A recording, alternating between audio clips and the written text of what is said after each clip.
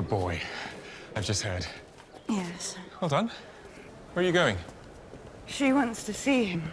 I took a lance through the shoulder once. In all of King's Landing, is there no one to take my side? Welcome back, everyone. It's Charlie. This is my House of the Dragon video all about the Dance of the Dragons scene with Alicent and Rhaenyra going at each other. There's a couple different clips that they released with the older versions of the actresses really going at each other in different creative ways, like very creative. So there's a lot of stuff going on here. I'll explain what's going on. There's a bunch of Easter eggs. If you're brand new to the channel, I'm doing videos for all the episodes just like I did for the main Game of Thrones series. Be sure to subscribe to get them all. Coming with you. I should hope so. Let me take him. I shall get no such satisfaction from you. Just take my arm at the least. In the first clip, Alicent has demanded to see Rhaenyra's brand new baby, Joffrey Valerian, because of the rumors swirling all the gossip, the tea that's being poured by Larys Strong, and all the other people at court for that matter, about Rhaenyra's other two sons, Jacaerys and Lucerys, being the bastards of Harwin Strong, who's kind of replaced Criston Cole as her protector and lover, so to speak. And the whole idea is that, like, she's literally just given birth, so the older version of Laenor Velaryon, that's who this is, it's the older version of Laenor. I didn't expect them to switch actors, so this is kind of a surprise. Laenor comes rushing in to meet her like, oh, I heard that you just gave birth, this is so amazing, you're doing so well, you look great, congratulations. And he just seems like a very supportive, nice husband. They have that arrangement between the two of them, and it seems like it's been going well for them the past 10 years. Like, because he's gay, he's been free to pursue all of his lovers, do whatever he wants on his side of the marriage, and she's been free to have lovers do whatever she wants on her side of the marriage. And that's the problem, because she's having all these children that look nothing like him.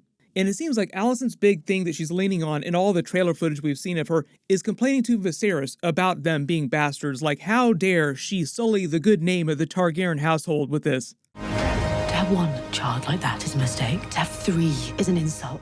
She's upset at Rhaenyra for a couple different reasons, not just because she wants her son Aegon II to sit on the Iron Throne. Like, it's not all just a power play. In the previous episodes, the reason why she really got mad at Rhaenyra was because she was flaunting the rules so much, and Alicent was beholden to the rules so much more than anyone else. She felt kind of like a slave inside her marriage, like she had fewer rights than the commoners did. Clearly, she did not enjoy having sex with Viserys. Like, you could just see her lying there like, oh god, please let this be over. And keep in mind that she's had a couple more children since then, so like if Viserys is getting worse and worse and worse, she's continued to have to deal with that, like that side of the marriage. Like, you'll have to lay with him in bed a couple different times so that you can have these other children. And the way that it's sold to her is that it's just her duty and she has to do it because she's supposed to do it. So in her head, she's thinking, if I have to follow the rules this way, why doesn't Rhaenyra also have to follow the rules? Why aren't there consequences for her? Because at least in her eyes, it feels like Rhaenyra's been getting away with this for the past 10 years. And potentially, like, if nobody does anything about it, one of her sons, like Jacaerys, her oldest son, could potentially become the next king of Westeros, and he would be a bastard. So when we talk about Alicent being the leader of Team Green during the Dance of the Dragons, really she's more like Team Rules. Everybody needs to follow the rules. She's like hardcore about them following the rules. In the way the showrunner said that they wanted to play Rhaenyra and Laenor's marriage is it was meant to be a very modern understanding, like a modern type of marriage. Like, okay, we clearly don't love each other. We're not going to have the kind of relationship that a normal husband and wife would have. So let's just make the best of a bad situation. But Alicent doesn't want to have anything to do with that. She's like, how dare you flaunt the rules? So that's why she's asking to see this third child, which presumably also looks kind of like Harwin Strong, has brown hair like her other children. So that's probably why you see that scene of her in the trailer talking to Viserys saying, how dare she do this? In fact, in the books, when they present the baby to her, there's this line of dialogue she has where she's basically telling Laenor, keep trying, eventually you'll have one that looks like you. Which is like her version of throwing as much shade at him as possible, saying, I know exactly what the two of you are doing. It also seems like it doesn't help that Larys Strong has been her advisor for these past 10 years, and you have to imagine all the gossip that he's been telling her about all these rumors, and most of it is probably true. It seems like what's going on with Larys Strong is that he's just trying to secure as great a position as he can with the potential heir, and he's backing the green, so to speak, like he thinks that Aegon is going to become the heir. So that's why he's been quote-unquote helping Alicent all these past 10 years, throwing Rhaenyra under the bus every chance he gets, because if you think about it, he's really working counter to his family's best interest, the Strongs, because his father's already been handed the king. That's like the most powerful you can get in the realm, next to being in the royal family in the line of succession. And his brother is Rhaenyra's lover, like potentially one of his relatives could make it onto the Iron Throne, so wouldn't he want that? So maybe he has a very Tyrion-like relationship, just even darker, with his family. Maybe they mistreat him and that's why he's throwing his family under the bus, so to speak. So the whole joke here with her trying to make it up the staircase inside the Red Keep with her baby is like she literally just gave birth, and Laenor's like, what are you doing? I took a lance to the shoulder and I still don't want to have to do something like this. Like, he's so happy to not have been born a woman, to not have to experience the pain of childbirth. I'm glad I'm not a woman. Then we have the scene of Alicent and Larys Strong sharing some tea there over a meal, saying that Larys' father, Lionel Strong, is no longer giving impartial advice to King Viserys as Hand of the King because it's his son Harwin Strong that they think is having the affair with Rhaenyra with these bastards. So Viserys kind of sounds like he doesn't want to hear any talk of bastards, like he doesn't want to have anything to do with this, because the way she talks about it, nobody in King's Landing supports her the way that she wants them to support her. That was kind of the case in the earlier episodes too when she was younger and she was telling Rhaenyra, it feels like nobody is my friend here because I'm too powerful. They don't want to upset me. So she really doesn't have people to confide into the way that she did with Rhaenyra when they were good friends, before they had their big falling out. And Alicent is saying she wants her father to come back to King's Landing and be the Hand again, even though Larys also calls her out on this, saying that he as well, Alicent's father, would also give impartial advice, so he'd be just as bad as Larys Strong. But the funny thing about this is that Alicent acknowledges that and says that she doesn't care, at least he would support me, basically. Like, it sounds like nobody at court really cares about her. They're just thinking about Aegon II. Like, obviously, there's still the question of who the heir is going to be, but it seems like because Viserys is still alive, most of the realm, the other lords, support Rhaenyra's claim, and now that she's had a child, Jacaerys Velaryon, who could potentially take the Iron Throne, they're thinking more about him than they are about Aegon II, because that was the whole idea. They wanted a man on the Iron Throne, and at the time, a couple episodes ago, there was only Aegon II.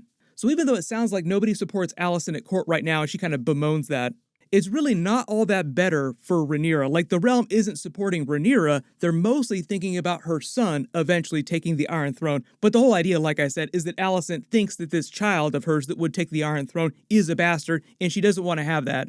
The funny thing about bastards taking the Iron Throne is it's to remind you of the Blackfyre Rebellion that winds up happening later in the timeline. The very similar situation winds up happening where the ruling king at the time, Aegon IV, had many bastards, like a Robert Baratheon level of bastards. Most of them lived to adulthood, and he loved one of them so much that he gave them the Blackfyre sword, Aegon's ancestral Valyrian blade, the one that you see Viserys wielding during all the episodes. Typically, that sword was given to the future king of Westeros, so you gave it to whoever the heir was, but this time Aegon IV broke tradition, and instead of giving it to his legitimate heir who was supposed to take the Iron Throne, he gave it to one of his bastards outside the line of succession.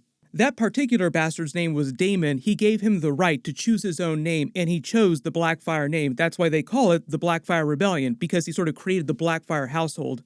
And eventually a bunch of people rallied to his cause, supported him and a bunch of the other royal bastards at the time, and it's sort of this giant conflict that was similar to the Dance of the Dragons, but instead of the princess versus the queen within the line of succession, it was the male bastard versus the male legitimate heir.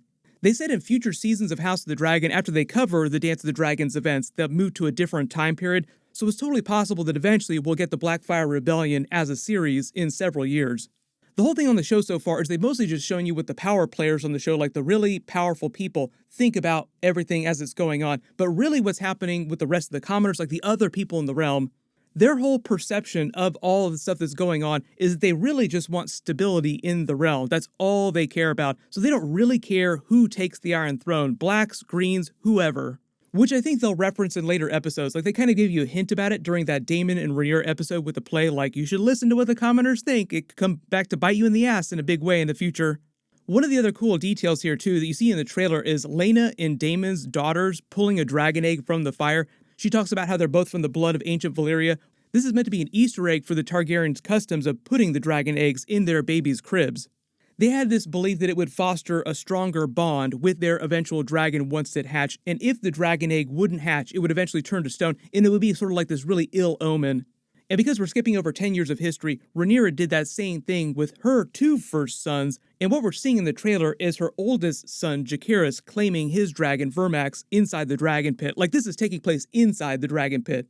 So the whole idea is that Alicent kept thinking that these sons were bastards. There's no way they could be dragon seeds. They won't be dragon riders. Those dragon eggs that you put in their cribs, they won't hatch. But what wound up happening, and obviously we skipped this because of the 10-year time jump, is that both of those dragon eggs wound up hatching. And I talked about this in my previous video too, but even though there's all this talk about the drama going on with the father of her sons, you have all these children being born from these three different big power players. Like, Daemon has children now, Rhaenyra has children now, And Alicent has even more children, so there's like a ton of kids running around inside the royal family.